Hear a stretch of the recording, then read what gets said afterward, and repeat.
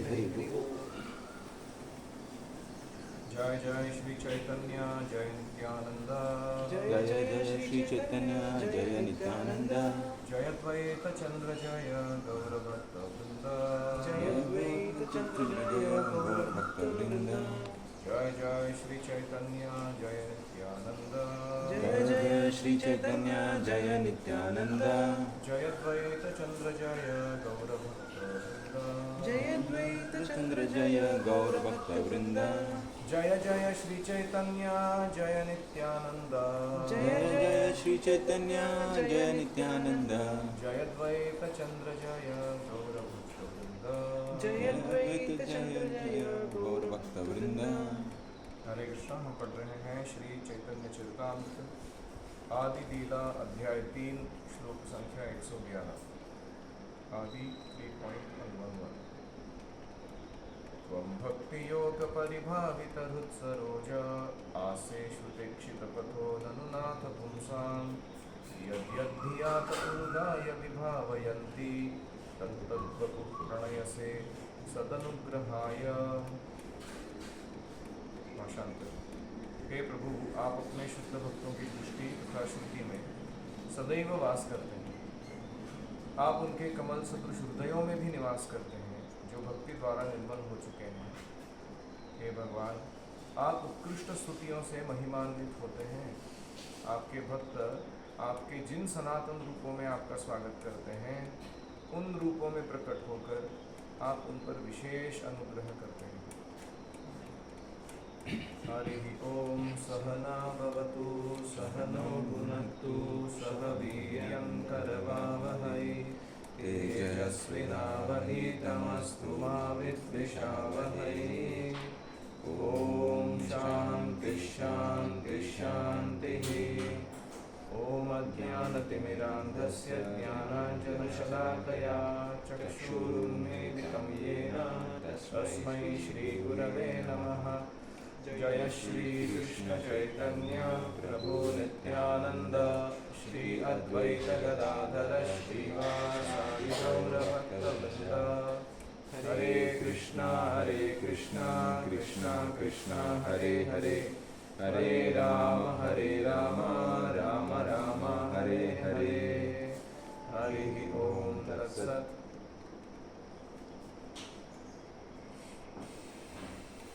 तो ये श्लोक हम पुनः एक बार इसलिए देख रहे हैं क्योंकि इसका ही वर्णन आगे अन्य बंगाली श्लोकों के द्वारा किया जाएगा।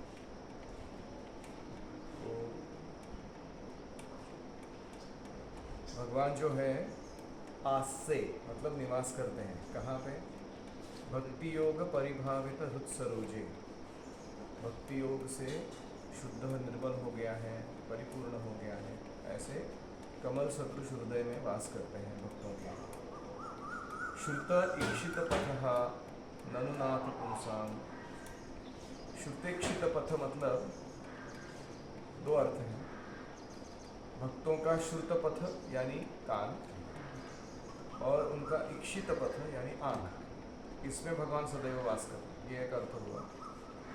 दूसरा अर्थ है श्रुतेक्षित पथ मतलब वेद श्रुति इत्यादि सुनने से जो दिखने लगते हैं। श्रुत करने से इक्षित पथ यानी जो श्रवण के माध्यम से दिखाई देने लगते हैं। अच्छा श्रवण करते जाओ तो आपको सर्वत्र भगवान का स्फूर्ति होता रहता है, इसलिए भगवान का नाम है श्रुतेक्षित पथ। थोड़ा कॉम्प्लिकेटेड नाम है लेकिन बहुत ही स्वीट नाम है ये। फिर आगे कहते हैं कि यद्यद्धिया उरुगाय विभावयन्ति। जिस जिस बुद्धि से ध्यान से भक्त आपका महिमा मंडन करते हैं, उस फॉर्म में तत्तद वपु उस रूप में प्रणय से आप अपने आप को प्रकट करते हैं उन भक्तों के सामने। मैं कह रहा था कि जिन विग्रहों की आराधना करते हैं, जितना उनके ऊपर हम ध्यान केंद्रित करेंगे उतना उसी रूप में भगवान हमें आध्यात्मिक जगत में भी हमारे साथ प्रस्तुत होंगे। तो इसलिए ऐसा नहीं कि कृष्ण का जो आध्यात्मिक स्वरूप है वो केवल आपको जो दिख रहा है वही सही है, मुझे दिख रहा है वो भी सही है, इनको भी दिख रहा है वो भी सही है। क्योंकि कृष्ण इतने दयालु हैं जो हर एक भक्त की रुचि अनुसार उसके साथ पेश आता है। अभी ये श्लोक हमने देखा था, अभी अगला इसका विस्तार से वर्णन देखते हैं। यही श्लोकेर अर्थ कही संक्षेपेर सार भक्तेर इच्छाय कृष्णे सर्व अवतार। इस श्लोक का भावार्थ यह है कि भगवान अपने शुद्ध भक्तों की इच्छा से अपने असंख्य शाश्वत रूपों में प्रकट होते हैं। चतुर्थ श्लोकेर अर्थ हैल सुनिश्चिते अवतीर्ण हैला गौर प्रेम प्रकाशिते। कॉन्टेक्स्ट क्या चल रहा था कि अद्वैताचार्य सोच रहे हैं कि कलयुग के जीवों का उद्धार कैसे हो, मैं भगवान को बुलाऊंगा और वही आकर इस स्थिति को सुधारेंगे। तो जिस भावना से अद्वैताचार्य ने बताया कि एक ऐसा अवतार होना चाहिए जो कलयुग के जीवों का उद्धार करने वाला हो, उस अवतार को धारण करके भगवान प्रकट हुए चैतन्य महाप्रभु के रूप में। ये पहला प्रकट होने के पीछे क्या 3 बहिरंग कारणों में से एक कारण ये कि अद्वैताचार्य ने पुकारा। इस प्रकार मैंने चौथे श्लोक का अर्थ निश्चित कर दिया। गौरांग महाप्रभु ईश्वर के अनन्य प्रेम का प्रचार करने के लिए अवतार के रूप में प्रकट हुए। श्री रूप रघुनाथ पदे जाल आश चैतन्य चरितामृत कहे कृष्णदास। रूप तथा श्री रघुनाथ गोस्वामी के चरण कमलों में प्रार्थना करते हुए सदैव उनकी कृपा की आकांक्षा से मैं कृष्णदास उनके चरण चिन्ह का अनुसरण करते हुए श्री चैतन्य चरितामृत का वर्णन कर रहा हूँ। इस प्रकार आदि लीला के महाप्रभु के प्राकट्य के बाह्य कारण का वर्णन करने वाले तृतीय अध्याय का भक्ति वेदांत तात्पर्य पूर्ण हुआ। श्रील प्रभुपाद की जय। तो संक्षेप में इस अध्याय में हमने देखा कि चैतन्य महाप्रभु का आविर्भाव के अलग अलग कारण, 3 अंतरंग और 3 बहिरंग कारण अभी वर्णन होने वाले हैं। और हमने ये भी देखा कि क्यों हम महाप्रभु को कृष्ण का ही अवतार मानते हैं। ये कोई जैसे आजकल होता है महाराष्ट्र में, कोई भी स्वामी या कोई भी गुरु, उसको लोग अचानक भगवान बोलने लगते हैं। तो क्या ये ऐसा कुछ है कि चैतन्य महाप्रभु कोई पावरफुल डिवोटी थे, आके गए, लेकिन बाद में लोग उनको भगवान बोलने लगे? तो ऐसा नहीं है। चैतन्य चरितामृत से शास्त्र के आधार पर, आचार्यों के कथन के आधार पर, भगवान के कार्य और उनके रूप गुण लीला के आधार पर क्या किया उन्होंने एग्जैक्टली, ऐसे बहुत सारे प्रमाण देकर सिद्ध करता है कि चैतन्य महाप्रभु साक्षात कृष्ण है। तो ये हुआ इस अध्याय का संक्षेप में वर्णन। तो एक और हमने देखा था कि ये अवतार के कार्य में सबसे महत्वपूर्ण कार्य है कि हरिनाम संकीर्तन का प्रचार करना। और ये क्यों महत्वपूर्ण है, हरिनाम संकीर्तन ही क्यों, उसका भी बहुत सारा वर्णन हमने सुना था। एक श्लोक याद रहेगा आपको, 2 कोटि दानम ग्रहणे खरस्य, कि कितना भी पुण्य कर्म कोई संचित क्यों ना कर ले, उसका 1000 गुना भी एक हरे कृष्ण मंत्र के उच्चारण करने पर मिलने वाले पुण्य के समान नहीं हो सकता।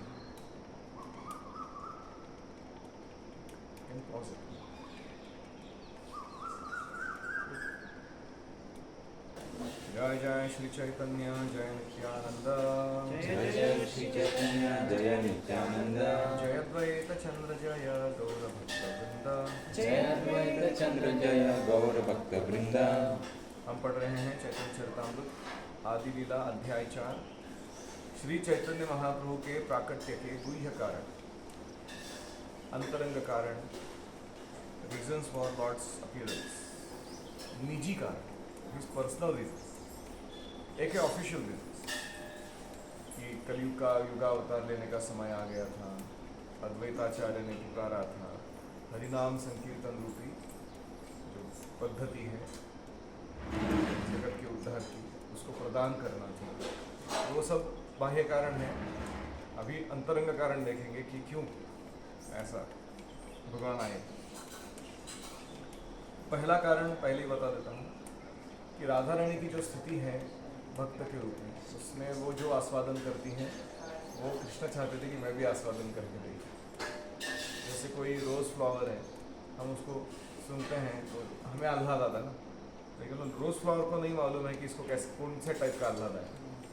ऐसे भगवान इतने महान हैं, दयालु है, सुंदर है, वो मधुर है, तो उनका आस्वादन भक्त करते हैं, लेकिन भक्तों का क्या अनुभव है कृष्ण को नहीं मालूम है। तो कृष्ण चाहते हैं कि मैं भी वो आस्वादन करूँ। तो वो पहला है। दूसरा कारण है कि जो दिव्य माधुर्य रस है,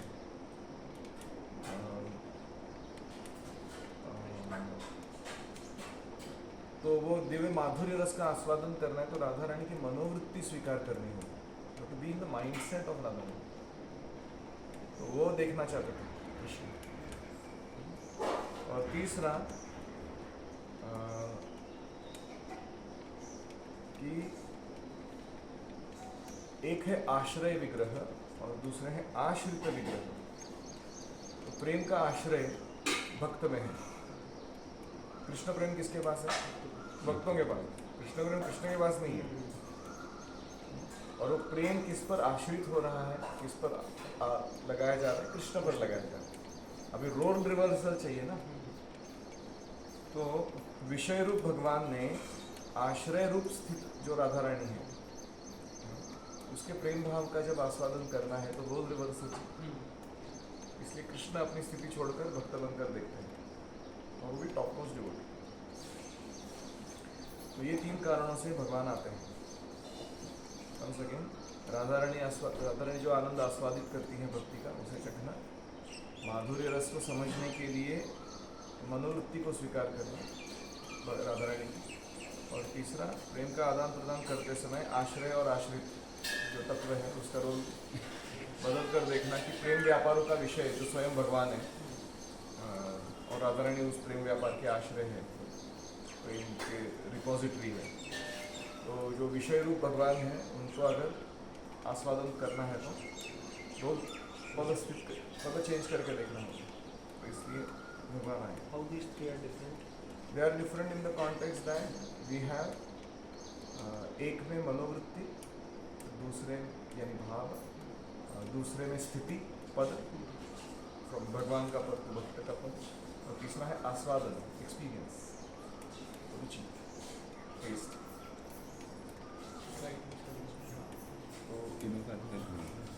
तो तीनों आध्यात्मिक ही कारण हैं, लेकिन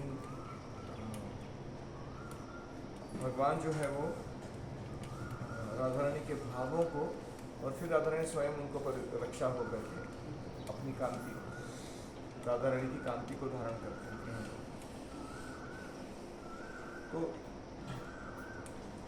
मुख्य उद्देश्य है इस अध्याय का कि इस जगत में बहुत काम वासना लोगों ने अनुभव की है, और उनको लगता है कि राधा कृष्ण का जो प्रेम है वही ऐसा कुछ तो काम संबंध का। तो प्रेम और काम में जो अंतर है, और खास करके राधा कृष्ण के प्रेम व्यवहार जो है वो कैसे भौतिक काम वासना से सर्वथा भिन्न है, ये दर्शाने के लिए अध्याय लिखा गया। जैसे गोल्ड है और आयरन है, दोनों मेटल है, लेकिन गोल्ड गोल्ड है, आयरन आयरन है कि नहीं? ऐसे ही प्रेम है और काम है, दिखने में सिमिलर लगता है क्योंकि जो एक्टिविटीज़ है वो कॉमन लगता है, लेकिन बहुत अंतर है। काम वासना का मुख्य पॉइंट क्या है? I am the centre of enjoyment, the other person is meant for my enjoyment. प्रेम का क्या है? The other person is the centre of enjoyment, उसको आनंद देना ये सबसे महत्वपूर्ण कार्य है, और मेरा पूरा अस्तित्व उसके लिए बना है। ये प्रेम का स्वरूप। इससे बहुत बड़ा श्री चैतन्य प्रसादेन तद्रूपस्य विनिर्णयम् बालोपि कुरुते शास्त्रम दृष्ट्वा व्रजविलासिनः। भगवान श्री चैतन्य महाप्रभु की कृपा से एक मूर्ख बालक भी शास्त्रों की दृष्टि से या शास्त्रों की दृष्टि के अनुसार व्रजलीलाओं के भोक्ता भगवान श्री कृष्ण के वास्तविक स्वभाव का पूर्ण वर्णन कर सकता है। महाप्रभु अगर किसी को कृपा दे तो ब्रजलीला जो बहुत ही गुह्य है, कठिन है समझने के लिए, उसका पूर्ण वर्णन एक बालक भी दूसरे को सुना सकता है। ऐसे महाप्रभु के अहैतुकी की कृपा प्राप्त हमें करनी चाहिए। जय जय श्री चैतन्य, जय नित्यानंद, जयद्वैतचन्द्रजय गौरभक्तवृन्द चतुर्थश्लोकेर अर्थ कैलविवरण पंचम श्लोकेर अर्थ शुद्धभक्तगण। 4 श्लोकों का वर्णन मैंने कर दिया, अभी 5वें श्लोक की व्याख्या सुनो। मूल श्लोकेर अर्थ करिते प्रकाश, अर्थ लागा इते आगे कहिए आभास। मैं पहले मूल श्लोक की व्याख्या करूंगा और फिर वो चौथे श्लोक का आधार लेकर मैं पुनः जो चतुर्थ श्लोक है उसका वर्णन सुनाऊंगा। चतुर्थ श्लोकेर अर्थ एई कैलसार, प्रेम नाम प्रचारिते एई अवतार। चतुर्थ श्लोक का सार क्या है कि यह अवतार श्री चैतन्य महाप्रभु पवित्र नाम के कीर्तन का प्रचार करने तथा भगवत प्रेम के प्रसार के लिए आते हैं। सत्य एई हेतु किंतु एहो बहिरंग, आर एक हेतु शुन आशे अंतरंग। यद्यपि यह सच है, ये बहिरंग कारण सारे, लेकिन भगवान के अवतार के बाह्य कारण है। कृपा करके अभी भगवान के आविर्भाव के अन्य कारण या गुह्य कारण भी सुनो। पूर्वेजेन पृथ्वीर भार हरिबारे, कृष्ण अवतीर्ण हैला शास्त्र ते प्रचारे। शास्त्र घोषणा करते हैं कि इसके पूर्व भगवान कृष्ण पृथ्वी का भार उतारने के लिए अवतरित हुए थे। स्वयं भगवानेर कर्म नहे भार हरण, स्थिति करता विष्णु करें जगत पालन। किंतु यह भार उतारना पूर्ण पुरुषोत्तम भगवान श्री कृष्ण का कार्य नहीं है। पालन करता भगवान विष्णु ब्रह्मांड की रक्षा करने के लिए सक्षम है। कृष्ण के आने की जरूरत नहीं है कि यहाँ असुरों का भार उतारने के लिए, वो तो बाह्य रक्षा। किंतु कृष्ण रजे हय अवतार काल, भार हरण काल ताते हैला मिशाल। अभी संसार का भार उतारने का काल और कृष्ण के अवतार के लेने का काल ये एक दूसरे साथ मिश्रित हो गया। यानी टेक्निकली गौर नारायण आने चाहिए थे, वैकुंठ मूर्ति भगवान की, लेकिन क्योंकि कृष्ण का आने का समय अभी हो चुका था, इसलिए वो दोनों कारण मिक्स हो गए। संसार का भार हरण करना और युगावतार ग्रहण करना। तो जनरली क्या है, अगर कोई गवर्नमेंट ऑफिसर है और उसका असिस्टेंट है, तो जनरली एक ही काम संपन्न करने के लिए दोनों घुस नहीं सकते। लेकिन कृष्ण को ऐसे कोई प्रॉब्लम्स नहीं, Krishna no issue with that. Krishna अपने ही जो स्वांश हैं उनके साथ सम्मिलित होकर, सारे अवतारों सहित सम्मिलित होकर अवतरित हो सकते हैं।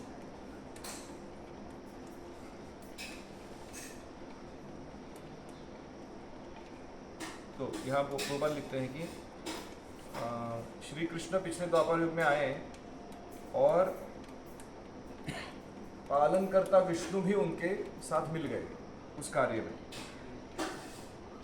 पूर्ण भगवान अवतारे यही काले, आर सब अवतार ताते आसी मिले।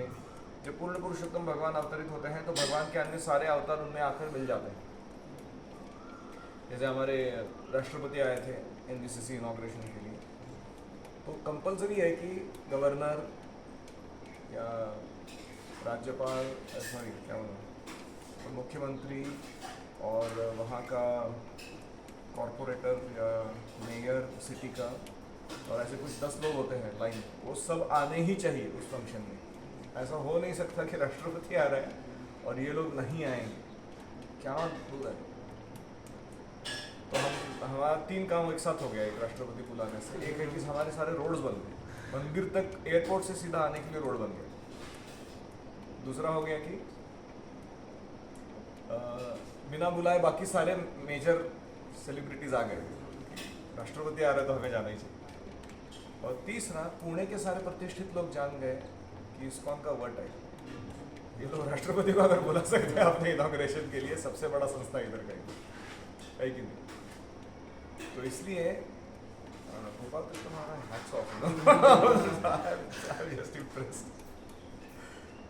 एक फिर बहुत सारे निशान। तो कृष्ण भी ऐसे ही है, वो जब आते हैं तो सारे उनके अवतार उनमें सम्मिलित होकर आते हैं। तो कोई कहेगा आप राम की उपासना क्यों नहीं करते हो, सिर्फ कृष्ण कृष्ण करते हो? क्योंकि राम वहाँ अंतर्निहित है कृष्ण में। आप ऐसे कैसे कह सकते कि राम की उपासना नहीं कर रहे हम लोग? ये क्या हम अभी हिंदुओं में भी बहुत सारा ऐसा फुटीरवाद होता है ना, हम तो राम के उपासक है, तुम कृष्ण के उपासक है। अरे ये क्या पागलपंती है? नारायण चतुर्व्यूह मत्स्यादि अवतार युगमन्वंतर अवतार यत आछे आर सबे आसी कृष्ण अंगे हय अवतीर्ण ऐछे अवतरे कृष्ण भगवान पूर्ण। भगवान नारायण उनके 4 मूल विस्तार यानी वासुदेव, संकर्षण, प्रद्युम्न, अनिरुद्ध, मत्स्य तथा अन्य लीला अवतार, भगवान के युगावतार, भगवान के मनवंतर अवतार और अन्य जितने भी सारे अवतार हैं वे सभी कृष्ण के शरीर में अवतरित होते हैं। इस प्रकार पूर्ण भगवान साक्षात श्री कृष्ण प्रकट होते हैं। अतएव विष्णु तखन कृष्णेर शरीरे विष्णु द्वारे करे कृष्ण असुर संहारे। जब कृष्ण के शरीर में भगवान विष्णु उपस्थित हैं और असुरों का संहार करने का मौका आता है तो वो कृष्ण नहीं करते, वो कृष्ण के अंदर बैठे हुए विष्णु करते हैं, वासुदेव कृष्ण करते हैं या विष्णु तत्व जो कृष्ण के अंदर है वो करते हैं। यानी Krishna doesn't have to flinch even to kill asuras. वो अपने आनंद लीलामय विग्रह है, वो अपना आनंद लेते हैं। और जो एक्स्ट्रा करिकुलर एक्टिविटी है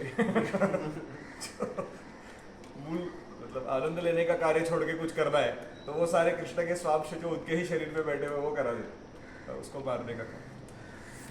आनुषंग कर्म ए असुर मारण जेलागी अवतार कही से मूल कारण। इस प्रकार असुरों का संहार तो गौण कार्य है। अब मैं कृष्ण के अवतार का मुख्य कारण बताऊंगा। क्या कारण है? प्रेम रस निर्यास करिते आस्वादन राग मार्ग भक्ति लोके करिते प्रचारण रसिक शेखर कृष्ण परम करुण ए दुई हेतु है ते इच्छा उद्गम। अवतार लेने की इच्छा भगवान में 2 कारणों से उत्पन्न हुई। पहला, वे भगवत प्रेम का रस का माधुर्य चखना चाहते थे, आस्वादन करना चाहते थे और वे संसार में भक्ति का प्रसार, रागानुग भक्ति का प्रसार करना चाहते थे। तो वैधि भक्ति है वो क्या है? स्वयं स्फूर्त नहीं है, वो रूल्स रेगुलेशंस फॉलो करके कृष्ण ने बोला, गुरु ने बोला, शास्त्र ने बोला करके हम कर रहे हैं, तो विधि पालन करके प्रेम व्यक्त कर रहे हैं। लेकिन रागानुग भक्ति क्या है? वो स्वयं स्फूर्त है, स्पॉन्टेनियस, उसमें कोई विधि है इसलिए कर रहा हूँ ऐसी भावना नहीं है। एक बार ऐसा हुआ था, हमारे आइंद्र प्रभु वो डेटी वर्शिप करते थे राधा श्याम सुंदर में, और श्याम सुंदर के वर्शिप के समय उन्होंने वो कीर्तन करते थे। तो कभी सुबह पूरा दिन उन्होंने डेटी श्रृंगार किया है और पूरे बाकी दिन भर में 24 घंटा कीर्तन मंडली में बैठ के वो अपना कीर्तन करते। कोई फेस्टिवल था, उसमें ऐसा हो गया कि जो पुजारी था वो कोई सेवा ढंग से नहीं कर रहा था, वो बैठ के गा रहे तो सामने डेटी वर्शिप करने वाला जो भी चल रहा है उसका कुछ तो गड़बड़ चल रहा था। तो जनरली ऐसा नहीं करते हैं भक्त कि आचमन किए बिना या प्रणाम किए बिना गर्भगृह में प्रवेश करो भगवान के। ये इतने स्पॉन्टेनियस भाव में थे, जैसे उसने वो गड़बड़ किया ताक करके इधर से उड़ गए, कूद मार के ये लांग के गए जो बैरिकेड था और अंदर जाके उसको करेक्ट किया, मतलब ये नहीं करते ऐसे करते उसको, तो वापस आगे बैठ।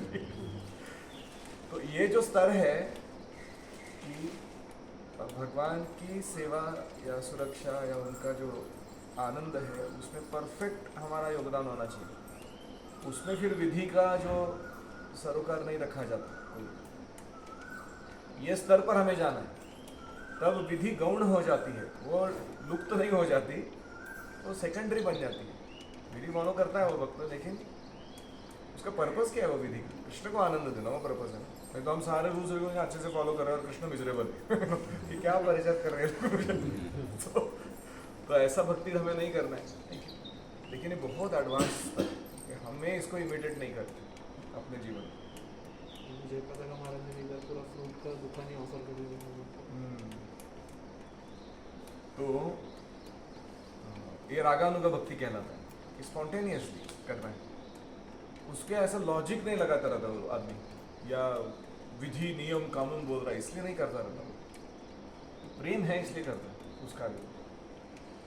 इस तरह रसिक शेखर, सारे रसिकों में शिरोमणि एवं परम करुणामय, इन नामों से भगवान विख्यात है। तो कृष्ण का नाम है रसिक शेखर। रसिक मतलब जो रस का आस्वादन करने में निपुण है, उनको समझ में आता है कि कौन सा रस टेस्ट करना चाहिए कौन सा नहीं करना चाहिए, उसको रसिक व्यक्ति कहते हैं। जैसे आजकल होता है ना अल्कोहल टेस्टिंग करने वाले लोग, या चाय उसको कनेजर बोलते हैं इंग्लिश में, तो उसे चुस्की मार के वो देख लेते हैं ये थोड़ा सी ग्रेड का है, दूसरा ये बी ग्रेड का है, ये ए ग्रेड का है, ऐसा उनको समझ में आता है। चाय में भी तमोगुण में भी वैरायटी है तो वो सब फिगर आउट कर लेते हैं वो। तो ऐसे ये सब क्या कितना तुच्छ है। ऐसे ही जब हम प्रेम के रस के आस्वादन की बातें करते हैं तो अब आपको जब समझ में आने लगता है कि कौन सा रस सही, ज़्यादा शुद्ध है, गाढ़ा है, अच्छा है, तो अब आपको रसिक कहलाया जाएगा। तो भागवतम किसके लिए है? रसिकों के लिए। मुहु रहो रसिका भुवि भावुका, भागवतम ये आस्वादन करो भागवतम का, इससे तुम रसिक बनोगे, या रसिक हो तो सबसे ज्यादा आनंद उठाओगे। और कृष्ण रसिकों में शेखर, यानी टॉप मोस्ट रसिक है, उनके जैसा कनेजर कोई नहीं है इस दुनिया में।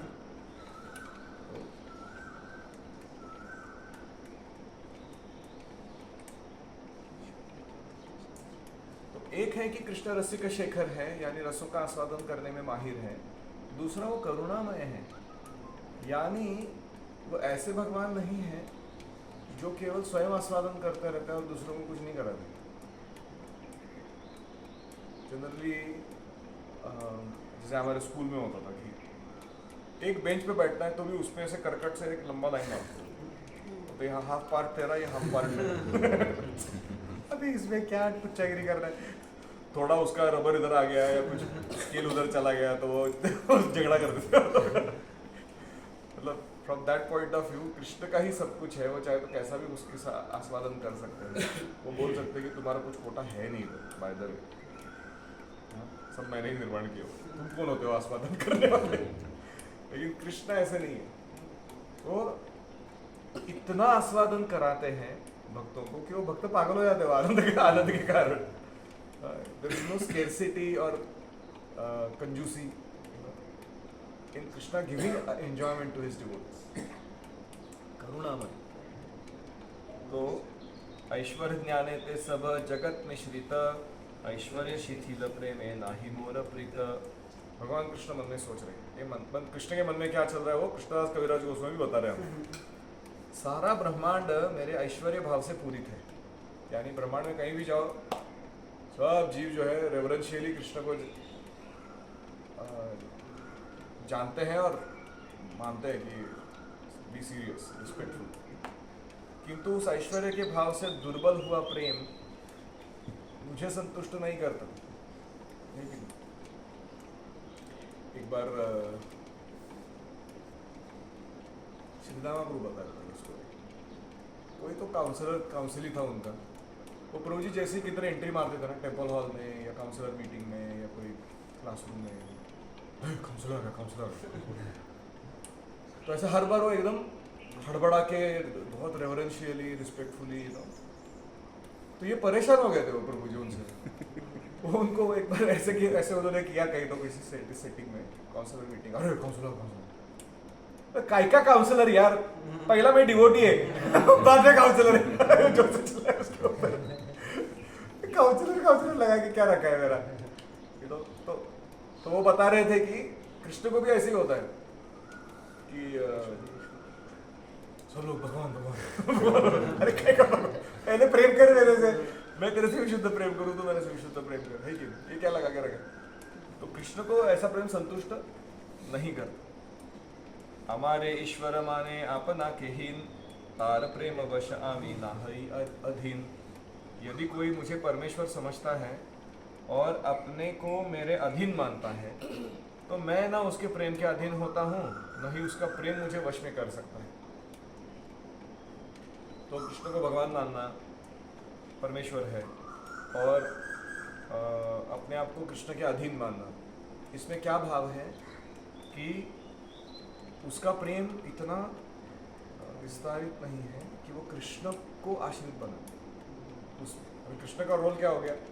इसको शेल्टर देने का, इसको प्रोटेक्शन देने का, इसको खिलाने का, पिलाने का, तो ऐसा भाव हो गया ना कृष्ण का भी। कृष्ण उस प्रेम के अधीन नहीं हो पा रहे। कृष्ण को चाहिए कि मैं इसके प्रेम के अधीन हो जाऊं। तो आमा के तये जे भक्त भजे जेई भावे, तारे से भावे अभजी ए मोर स्वभावे। मेरा भक्त जिस भी दिव्य रस में मेरी पूजा करता है, उसी भाव में मैं उसके साथ आदान प्रदान करता हूँ। यह मेरा सहज स्वभाव है। यानी कोई आदर युक्त भक्ति करता है, कृष्ण भी एकदम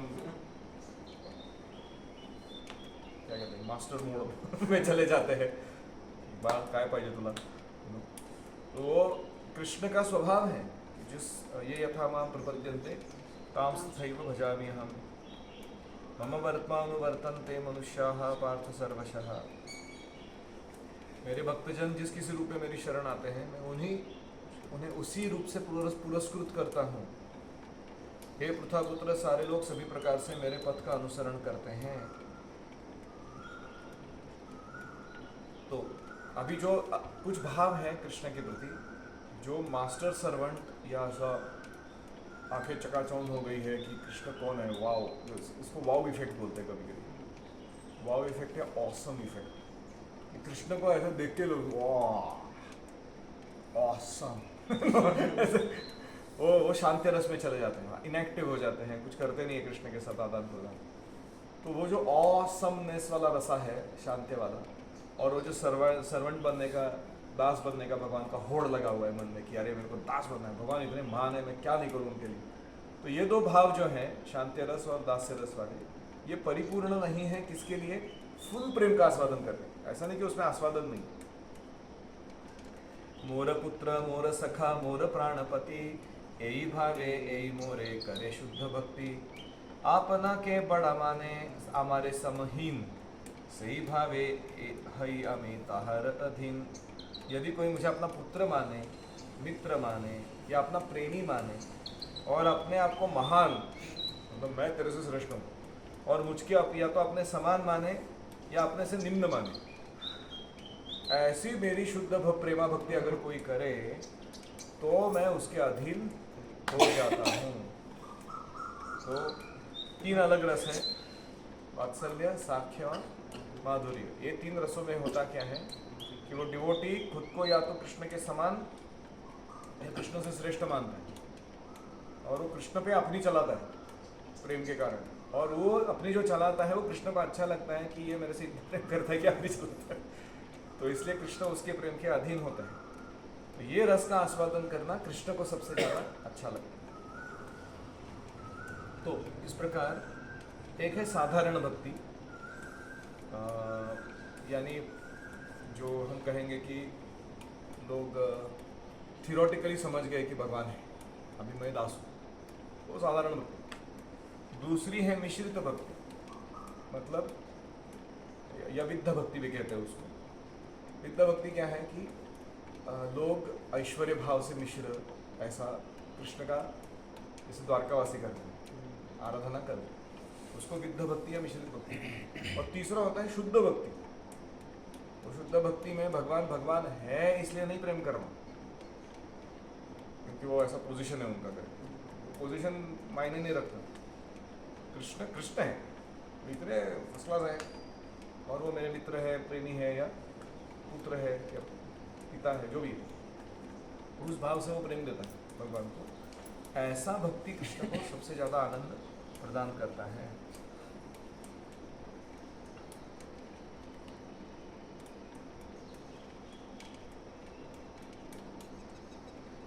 तो इन कंक्लूजन मैं इतना ही कहना चाहूँगा कि हमें कृष्ण को आनंद देना है कृष्ण के हिसाब से, हमारे हिसाब से नहीं।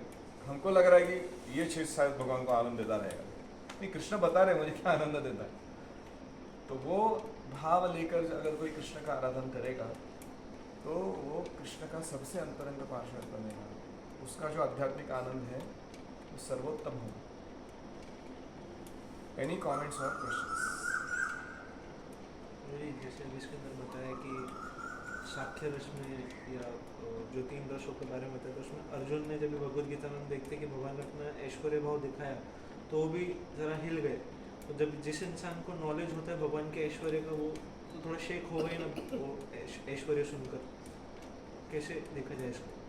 नहीं, अर्जुन का साख्य रस में ऐश्वर्य भाव का विरजन डाला था भगवान ने, ताकि वो थोड़ा देर के लिए बदल गया, ट्रांसफॉर्म हो गया वो।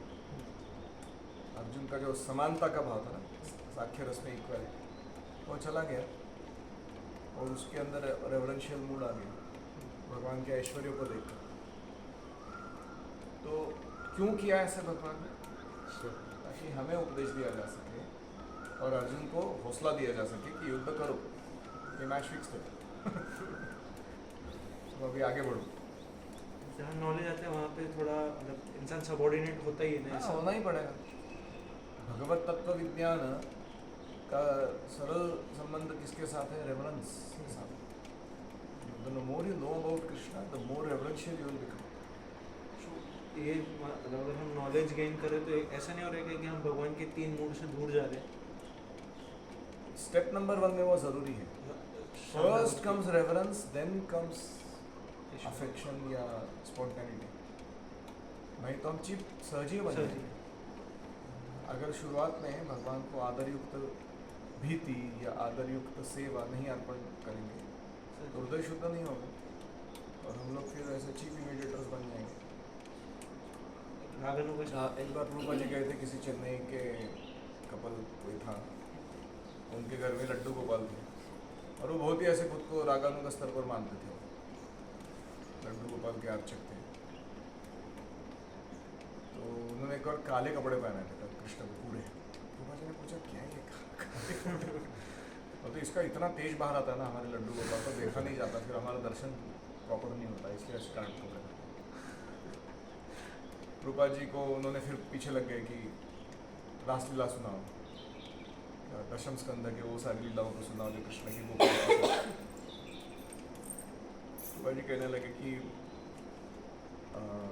ये बहुत बड़ा टॉपिक है, हम जन सामान्य के सामने इसकी चर्चा नहीं कर सकते, शुड नॉट डिस्कस दिस, इसको समझ नहीं पाएंगे इसको। तो बोले कि नहीं हम लोग क्वालिफाइड हम सुन सकते हैं सब टॉपिक, हमें कोई प्रॉब्लम नहीं है। तो ने कहा आप क्वालिफाइड है लेकिन मैं क्वालिफाइड नहीं बोलने के लिए। प्रभु क्वालिफाइड नहीं। तो फिर एक बार उसके हाथ से वो लड्डू गोपाल छूट के गिर गए नीचे, वो जो कुछ अभिषेक वगैरह कर रही थी तो वो कहती है लेडी की, अरे तुम मेरे हाथ से छूट के कहाँ भाग रहे हो? So she's trying to cover up उसका जो गलती है उसको वो हम रागानुग स्तर पर है करके दिखा रही है। तो finally quit that hobby से सारे move on you know। तो ऐसे होता है कभी जब हम रेवरेंशियली सुनते नहीं है ढंग से कि कृष्ण है कौन पहले, इसलिए पहले 9 कैंटो भागवतम के बाद फिर 10वां कैंटो इंट्रोड्यूस किया जाता है कि कृष्ण कौन है पहले जान, फिर उसके बाद कृष्ण के बारे में बताएंगे उनके भक्तों के साथ। ऐसा नहीं हो सकता मतलब कभी ऐसे इन लोगों को कृपा सिद्ध लोगों के साथ हो सकता है, हम हमारे साथ हम सब साधना सिद्ध है। योग माया का आवरण आता है उसके ऊपर जब भी नॉलेज ढक जाता है, इसलिए यू शुड जस्ट फॉलो श्रुतेक्षित पथ, सुनने का और फॉलो करने का, वो बात हमारे लिए सबसे सेफ है। और खुश रहना चाहिए कि हम एडवांस ड्यूटी नहीं है करके, मतलब ऐसा क्या परेशानी है तुमको? मतलब इन कॉन्टेक्स्ट दैट जो अभी मिल रहा है वो भी औकात के बाहर का है हमारा। मतलब अभी जितना प्रसाद खा रहे हैं हम लोग, जितना सेवा मिल रहा है, जितने अच्छे भक्त मिले, मेरा तो कोई लायक ही नहीं है इतना, ऐसा कोई सुपूर्ति कमा के नहीं आया हूँ मैं, या बहुत आस लेके कि कहाँ है कृष्ण, मैं उनके बिना एक क्षण नहीं रह सकता, अगर ऐसा कुछ है क्या हमारा? नहीं, हम यूट्यूब खोल के रील घुमाना अच्छा लगता है, वो बहुत कुछ चलता रहता है हमारे लाइफ में, और हम लोग बोलते हैं कि हमको अभी तक एडवांस ड्यूटी क्यों नहीं बने। क्या पागल बनती है? मैं तो बड़ा खुश हूँ मैं इसी में संतुष्ट हूँ कि मेरे इस लाइफ टाइम में मेरे को दीक्षा मिल गया और गुरु महाराज ने कुछ सेवा दे दिया और ऐसे अच्छे अच्छे भक्त दे दिए, जगन्नाथ जी दे दिए, थोड़ा इधर उधर हाथ पैर हिलाने के लिए कुछ करने के लिए मौका मिल गया, तो बहुत है, मोर देन इनफ। ऐसा कुछ मेरा अपेक्षा नहीं है कि मैं I know I will take million lifetimes, नहीं तो ऐसा नहीं कि मेरे को ऐसे अगले जन्म में कुछ तो शुद्ध भक्त बनने वाला हूँ मैं। प्रॉब्लम क्या है? What is your problem? तो अगर हम विनम्रता से स्वीकार करेंगे कि मैं ऐसा हूँ, जो मिल गया वही बहुत है, तो हम खुश रहेंगे, है कि नहीं? In the name of not being advanced, why should we be miserable? भक्ति पर ईश अनुभव वो प्राप्त करने, परेशान भव ये नहीं। परेशान होने के लिए दिया ना भगवान। और जब भगवान देखते हैं कि इसको जो जो मौका दिया जाता है सेवा का, इंटरेक्शन का या सेल्फ डेवलपमेंट का, ये बहुत खुशी से उसको फॉलो, तो और कृपा मिलेगी आपको। हृदय में होना चाहिए कि एडवांस ड्यूटी बनना है, लेकिन नहीं बना तो मैं हाँ मतलब भक्ति छोड़ के नहीं आने वाला हूँ। क्या मैं इतना साल जपा किया, कुछ हुआ नहीं मेरा, सब काम नहीं करता ये सब चीज़, जाओ फिर माया में आगे उधर क्या ऑप्शन रखा है तुम्हारे बाहर जाने का। ओम हरे कृष्णा कृष्णा कृष्णा हरे हरे, हरे राम राम राम हरे हरे, हरि ओम तत्सत्। श्रील प्रभुपाद की जय, चैतन्य चरितामृत की जय, कृष्णदास कविराज गोस्वामी की जय, गौर प्रेमानंदे।